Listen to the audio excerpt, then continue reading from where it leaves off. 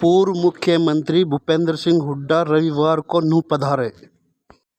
उन्होंने मेवातियों से नूंह, तावड़ू, सोहना, पुन्हाना, फिरोजपुर, जिरका, हथीन समेत कुल 5 सीटों को कांग्रेस की झोली में डालने की बात कही। उन्होंने कहा कि तुम 5 सीटें हमें दे जाओ, बाकी हरियाणा प्रदेश में सरकार हम बना लेंगे। मेवातियों ने भी कहा कि हम 5 सीटें कांग्रेस को देंगे ताकि प्रदेश में कांग्रेस की सरकार बन सके। उन्होंने लोकसभा चुनाव में कांग्रेस प्रत्याशी राज बब्बर को दिए मेवातियों के समर्थन पर धन्यवाद भी किया। इस चिलचिलाती गर्मी में उमड़ी भीड़ को देखकर वह गदगद नजर आए।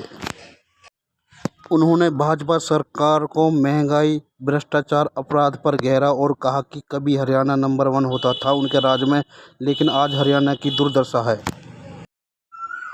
इस अवसर पर कई भाजपा, जेजेपी, इनेलो नेताओं ने कांग्रेस का दामन थामा।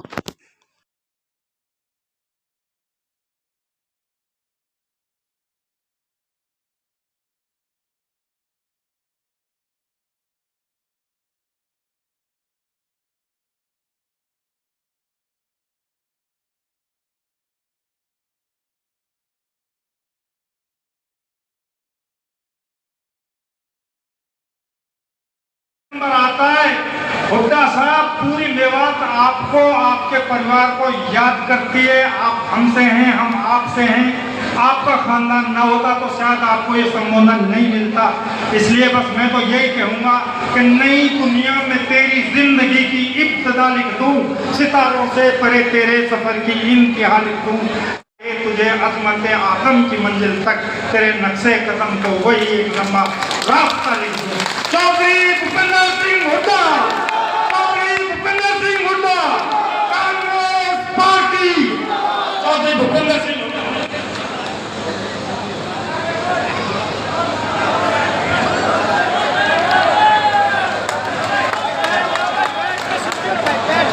बैठ जाओ। आप बहुत देर से बैठे हैं, आप बहुत देर से बैठे हैं, गर्मी भी बहुत है। लेकिन एक बात कहते जा रहा हूँ मैं, आपने पसीना भी खूब लिया आज। और जो आपने पसीना लिया ना आज, ये खाली नहीं जाएगा, हरियाणा की राजनीति में रंग ले जाएगा। बातें तो सबको मालूम और तफसील से हमारे अध्यक्ष जी ने चर्चा करी, उनकी विस्तार से बताया, आपको पूरी तफसील से बताया। आफ्ताब जी ने बताया, राज बब्बर जी ने बताया और हमारे विधायक साथी सब ने बताया। लेकिन आज कोई बताए ना बताए, हर आदमी इस बात से वाकिफ है कि जो मौजूदा सरकार है 10 साल में इसने हरियाणा को पछाड़ने का काम किया। मेरे दिल में पार्टी जो वोट दी, सहयोग दिया उम्मीदवार को, मैं हम सब उसके लिए आपका बहुत बहुत आभार और धन्यवाद करते हैं। और देखो एक बात मैं जरूर कहता हूँ, थोड़ा सा वो रह गया, बहुत मेहनत करी आपने, थोड़ी पोलिंग और ज्यादा करा देते तो आपका MP बन जाता। आपके इंडियन छोड़ने की बात आओगे, पोलिंग ज्यादा करानी पड़ेगी। यही एक एक वोट की कीमत होती है। चुनाव में एक वोट से हार जाता है, एक वोट से जीत जाता है। तो ये सोच के भाई तो जीतना पड़ा है, कोई बात नहीं, जीतने पड़ेगा। तो ये नहीं सोचना चाहिए, ये सोचना चाहिए मेरी वोट से होनी चाहिए, एक वोट से होनी आनी चाहिए।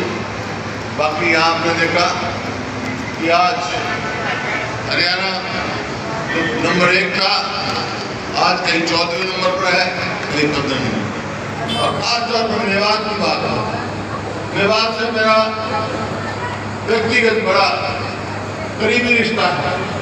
जैसा अभी कह रहे थे, दिसंबर में जब हिंदुस्तान और पाकिस्तान अलग था, उस समय दासेड़ा गांव में महात्मा गांधी आए थे और मेरे वालिद साहब को लेके आए यहाँ पर।